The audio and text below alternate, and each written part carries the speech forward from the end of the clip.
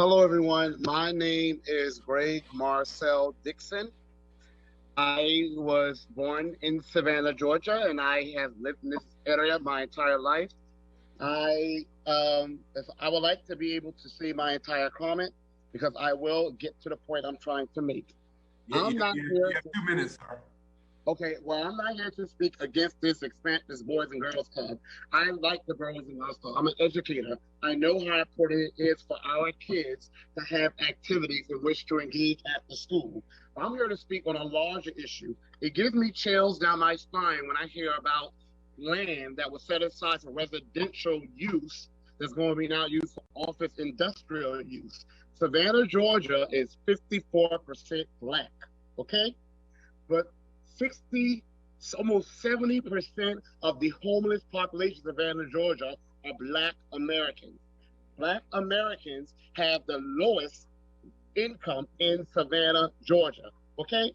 And yet, Mayor Johnson, you have an OLA economic task force to make sure that Hispanic residents are getting their due. You have a task force for LGBTQ citizens, but I do not see any task force for the Black American citizens who are descendants of the people that built Savannah, Georgia, whose culture, the Geechee culture, is used to bring billions and billions of dollars to Savannah, Georgia. So my question, my concern is, where is the task force for these Black American citizens? Why is this residential land not going to be used to provide housing for the 70% of the population, homeless population of Savannah, Georgia, that look like me?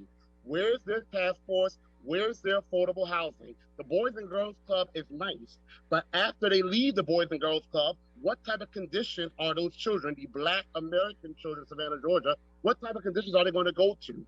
And Mayor Johnson, you have not, as far as I know, come out in support of reparations for Black Americans who are descendants of slaves.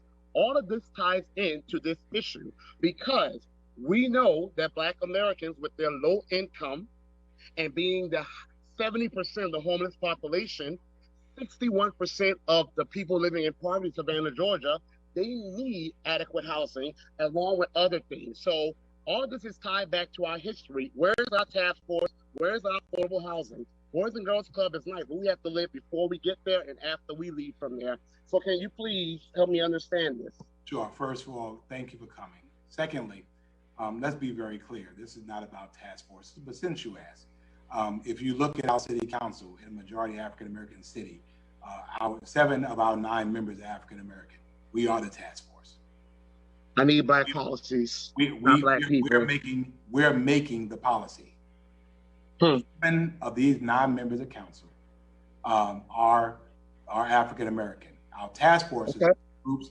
Listen, our task force is for groups that are underrepresented.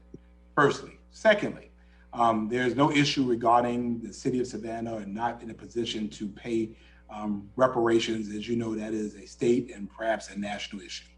Thirdly, as it relates to affordable housing, we have an affordable housing task force in which we're providing affordable housing.